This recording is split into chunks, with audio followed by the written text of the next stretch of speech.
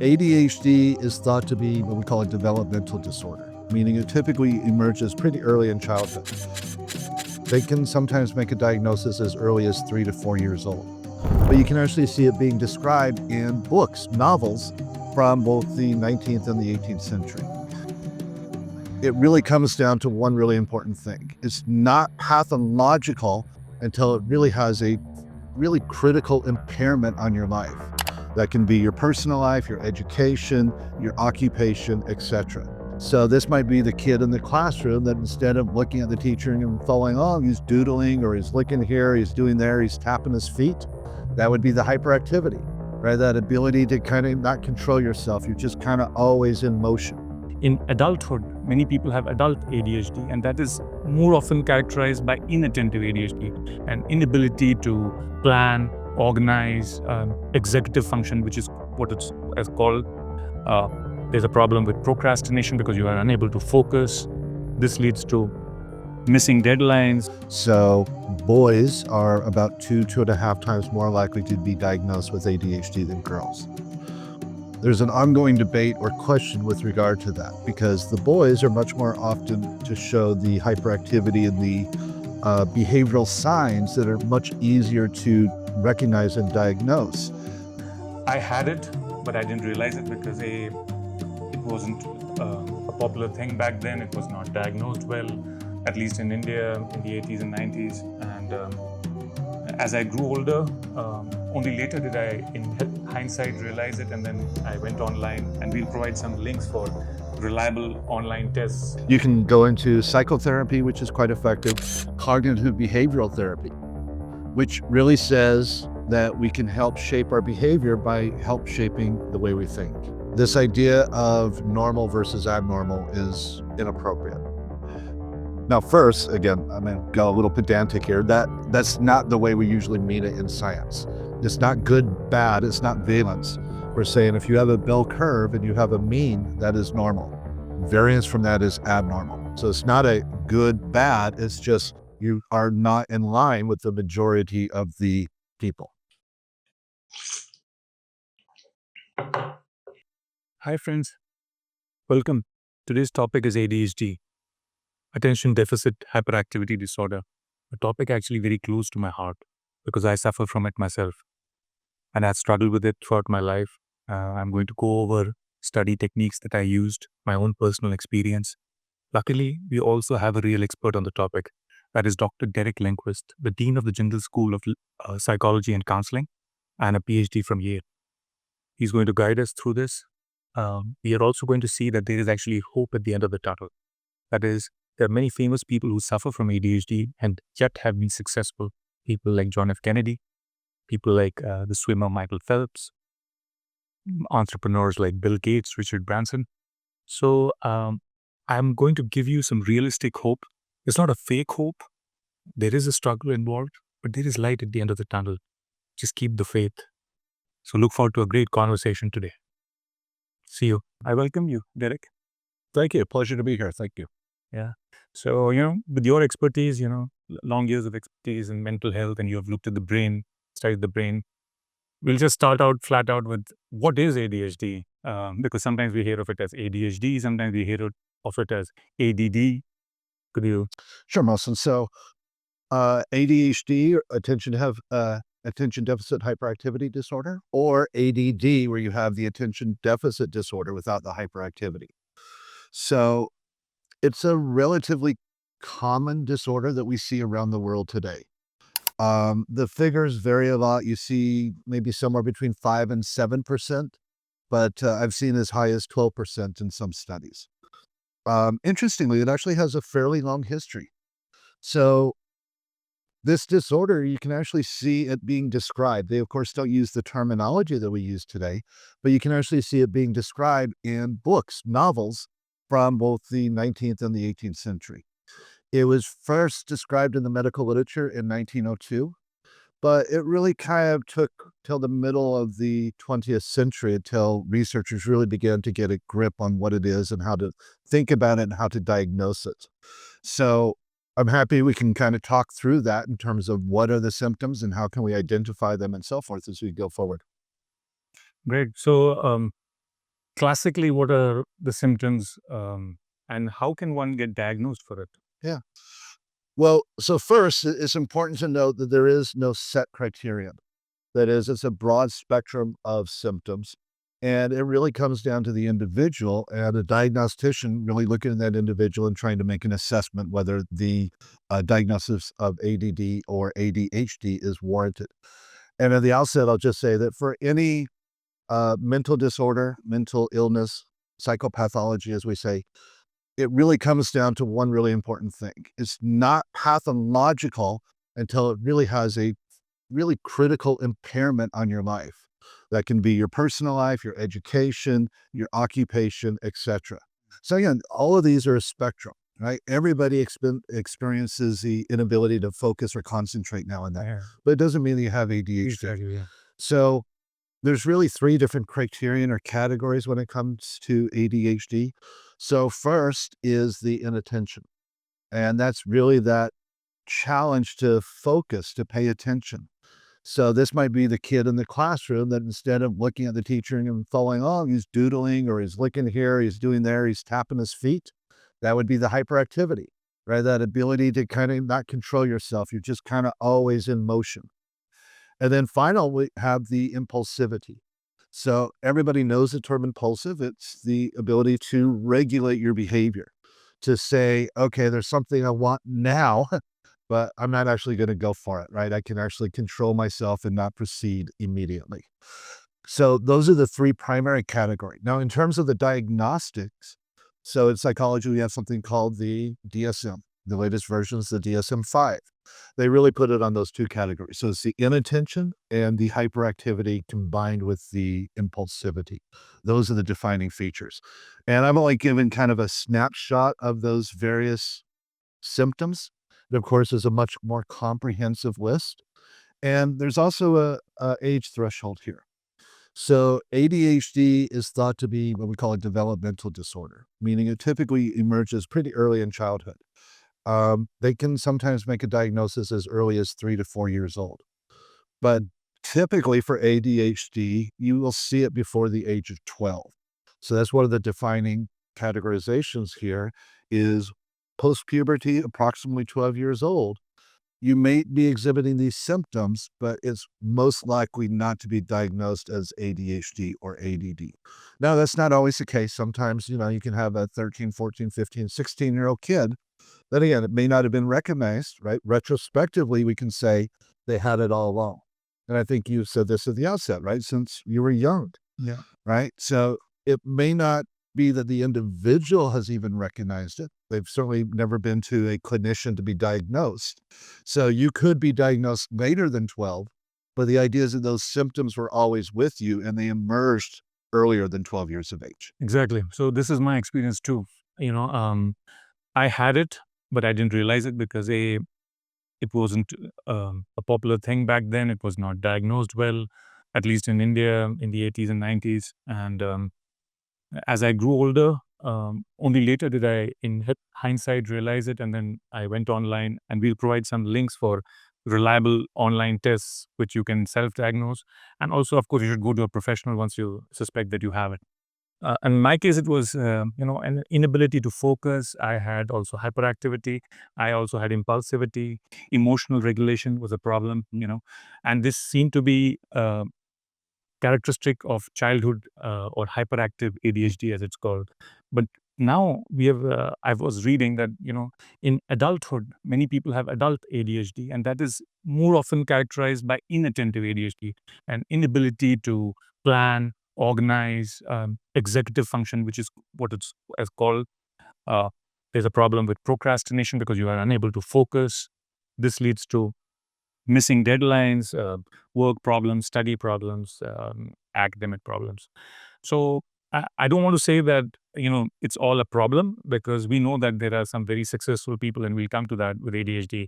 People have converted their ADHD into a strength rather than a weakness, um, and we'll come to that later. But speaking of this problem with inattentive and adult ADHD, which is what many of our students and young people are suffering from, how is it usually addressed? How is it treated? what kinds of treatment are available? Uh, Sure. If you'll allow me, I actually want to go backwards just a little bit. So, one of the interesting facet of ADHD and ADD is that we have this gender disparity.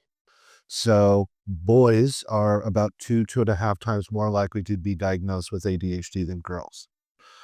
There's an ongoing debate or question with regard to that because the boys are much more often to show the hyperactivity and the behavioral signs that are much easier to recognize and diagnose than, say, inattentiveness, which is much more characteristics in young girls.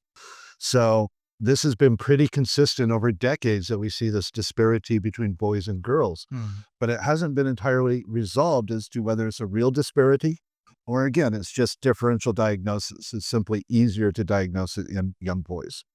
And I will say as well that there's been pushback, and I think warranted, to be honest, that sometimes you see a young child, often a boy, that is hyperactive. They're not paying attention in classroom and, oh, ADHD, let's give them some drugs and other things. But young children by nature are impulsive. Young children by nature have difficulty with their attention and their focus. That is something that you learn as a skill that grows over time. And that's partly dependent upon your brain development. So I do think that there's a danger of there's been a little bit of we've done a little bit more diagnosis. Correct. So initially it was hard to diagnose, but now sometimes if you got a child that's, again, hyperactive in a classroom, well, let's give them some drugs to calm that down. So it's not to say it's not a real disorder. It's not to say there aren't people that truly benefit from this. But you're right. This idea that we might be over-diagnosing in some cases, and particularly we see this in the U.S., is somewhat of a concern for sure. Yeah. And in fact, what you said is what I read as well, that the girl child would often not be diagnosed with ADHD. In fact, even adult ADHD would often go undiagnosed for the same reason, because it is inattentive ADHD. It's not hyperactive ADHD. But it nonetheless severely affects their lives. It affects, as you were saying initially, ADHD basically has to affect 2 out of 3 areas, I believe, in your life. That is, it should either affect your work, or it should affect your home life, or it should affect your relationships. And 2 out of those 3, if they're affected, then they would be considered impairment. Yes, and within each of those, you have specific symptoms that you can identify. Exactly. So under hyperactivity, there's 9 symptoms, I think, that they list. So you have to meet some different category. Exactly. And then there's a certain period of time in which this has to be observed. Exactly. So, you may be hyperactive for a day or for a weekend, sugar rush. That doesn't mean you have ADHD. So again, you want to see this progression and this continuity in the symptoms before the diagnosis is made. You should meet 5 out of the 9 symptoms, apparently, according to the DSM I read somewhere. And these symptoms are put into 3 categories. One is productivity, second being memory. That is, if you have memory problems. Productivity would be if you have focus problems, etc. And organization, that is organizing either your objects or organizing your time. These 3 would be the broad category. But what I'm interested in is, we want to give as students and our viewers some hope. So what are the ways that ADHD can be handled, treated? Well, sure. There's lots of options today. We've really made a lot of progress. Although I will be honest, the both therapeutic behavioral treatment options are pretty common to what we see with other mental illness, say anxiety or depression. The drugs that we do use today have been around for quite some time, but they are fairly efficacious in terms of how they work. So to start, if you don't mind, we'll just begin with the drugs. So, I understand our audience. I'll try to keep this simple, but it's kind of an interesting story. ADHD affects a lot of different areas of the brain. If we look at what we call a control, a normal developing and someone with ADHD, their brain's typically a little bit smaller. And we see these differences in areas of the brain, the prefrontal cortex, which is responsible for those executive functions you mentioned. So that would be attention, that would be time management, that would be working memory. So all of these executive functions, these are higher order cognitive abilities that we think about are PFC. The cerebellum is involved in movement, so that contributes to the hyperactivity. And then we have the area called the basal ganglia, which is really involved in the inattention and the other issues. So I assume most of your audience has heard of neurotransmitters, right? Neurons communicate with each other. They have action potentials that stimulates neurotransmitter release. And one of those is called dopamine, right? Almost everybody's heard of dopamine today. Yeah. So dopamine is really important because it plays a role in both movement as well as reinforcement and reward. And one of the ideas with ADHD is you have both too much release too often and dysregulation. So it's not being regulated or released in a coordinated fashion that again you would typically see. So you're not rewarding or reinforcing the right stimuli, and as a result, you don't really pay attention. You might have that inattentiveness that comes with it. You might have impulsivity because you're reinforcing things that you normally would not otherwise, etc. So the first line of defense often for this, at least on the pharmacotherapy side, is the administration of what's called methylphenidate or amphetamines. Now, I will admit, when I first learned about this as a young undergraduate, I thought amphetamines for ADHD, it's a little counterintuitive, right? Why would you give amphetamines or stimulants to somebody who's already hyperactive? So I'm not going to go into detail, but essentially what these drugs do is they regulate the neurons responsible for releasing this dopamine. And by doing so, they can decrease the amount that is released per action potential. And they also can better regulate when and how those neurons fire. So the idea is that you bring the dopamine system, the neurons that are responsible for its release, more into line of how a typically developing individual would. Now, dopamine is really important in both the basal ganglia, which is the primary structure I'm talking about, but it also a lot of release in the prefrontal cortex. So again, those executive functions, the ability to focus and concentrate, the ability to regulate your behavior, right? Impulsivity is well known to be correlated with lots of things where your prefrontal cortex is impaired. So these drugs really do have a beneficial effect for the individuals involved. Now, I think for most any disorder that we talk about today, right? And I'll give you a little bit of a historical perspective. If you go back 30, 40 years, often they said we should do treatment, or you had another group over here saying, no, we should give them drugs. It's kind of like nature nurture, right? It's not an either or question. We now know that it's really the combination of the two that's most effective. So, yes, for many of these young kids or older, they are being administered the medication. But again, there's also the treatment side. And so there's various ways that we can do that. We can do what's called behavioral therapy, where the kids learn to recognize the hyperactivity. They learn to recognize the inattention, the impulsiveness.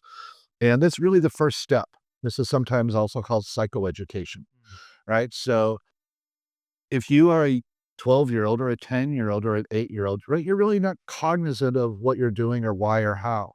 So it's initially, again, kind of pointing out what is happening so that they can become self-aware of these changes.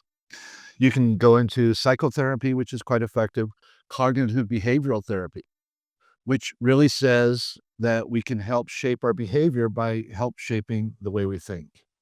Now, is that effective for ADHD? Some. Again, it's a psychoeducation, allowing these kids to recognize their own behavior so that they can better regulate those behaviors. Their emotions would be a part of that as well. You mentioned emotional regulation earlier. So today, what we know is it's really the combination. If you really want to help these kids, you really need both the talk therapy, you need somebody working with them, whether it's psychoeducation or CBT or what have you, and if needed, you then progress on to the drugs. But the fact is, again, and I'm going to use the US as an example because we have more data there. The large majority of the kids from the US that are diagnosed with ADHD are put on drugs. So, again, is it helpful? Yes. Is there maybe a little over reliance on that, particularly from an educational system where loud, boisterous, hyperactive kids can be disruptive to a classroom? Again, some critics would argue yes. You mentioned initially that ADHD is a spectrum disorder. That is, you could be mildly impaired, you could be heavily impaired. You may be able to continue with some degree of normalcy, you may not be able to continue. And depending on that, I've read that you have different kinds of treatment. So, for example, um, drugs or medicines would be recommended in case of more severe impairment. Others could be fixed with behavioral changes, becoming more self-aware, etc. In the US, you even have ADHD coaches now who coach you. Right. And among the drugs, I read that there are basically two big classes. One is called the stimulants, and the other are called alpha 2 agonists. The stimulants are ones which kind of, as you described, through some dopamine action, etc. Mm. They help fix you, and you feel some. I mean, I just talking about myself. My problem was I couldn't focus, and even as a child, only things which really interested me would make me focus. And therefore I had to constantly seek out those things, even as an adult. Um, Apparently, but if you give too much stimulants, it can have some side effects with sleep, etc., and other kinds of behavior. And so they came out with the second set of drugs called the alpha 2 agonists, which are alpha 2 agonists, I think they're called, which don't cause that kind of stimulation, but they still also help you to focus. Now, mine was undetected, and so I didn't go in for any drugs or behavior. Even once I found out, I chose not to because I managed to pull off with great difficulty in my life, and so I continued in the same stream. I was kind of not willing to go through that, which is not to say that some people need it, obviously, as you're rightly saying. But having said that, I have gained quite a bit from behavioral changes, because over time I figured out ways of studying, ways of focusing, ways of managing myself.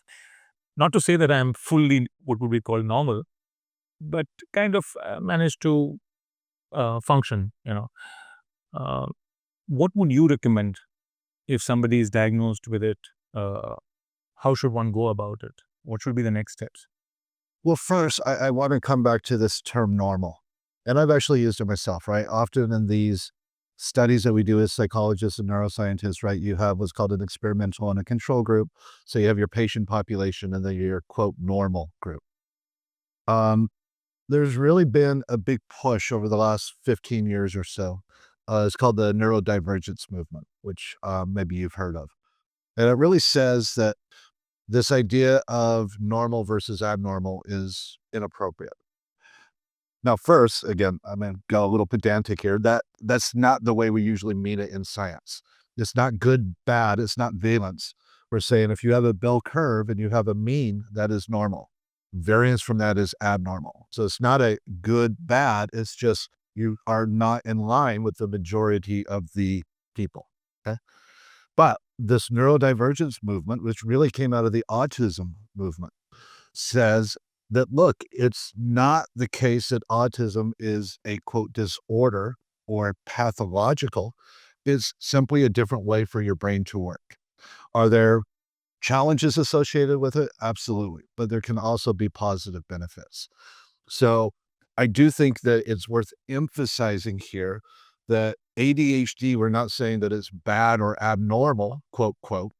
Again, it's not the same as the majority, but it's not to say it's bad or it's going to have, or it need not have, I will say, long term disruptive effects on an individual's life.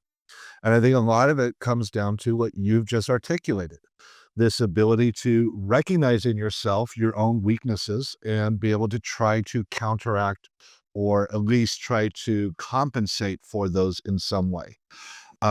Again, we're talking about very specific symptoms associated with ADHD, but the same would be true if you had autism or if you had depression or anxiety or panic attacks.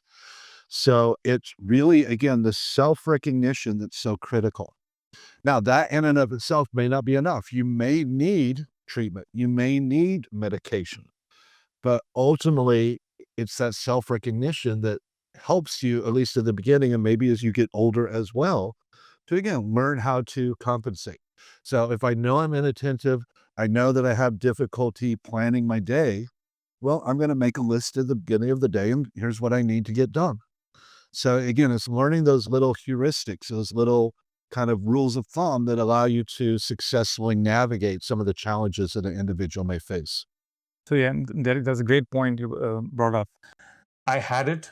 but I didn't realize it because it wasn't a popular thing back then. It was not diagnosed well, at least in India in the 80s and 90s. And as I grew older, only later did I, in hindsight, realize it. And then I went online, and we'll provide some links for reliable online tests. If you enjoyed this video, or you learned something, or you found it useful, maybe it might help somebody, kindly share it. I also want to hear your experiences. If you suffer from ADHD or someone close to you does, kindly share your comments. And if you can, please subscribe and like. Thanks.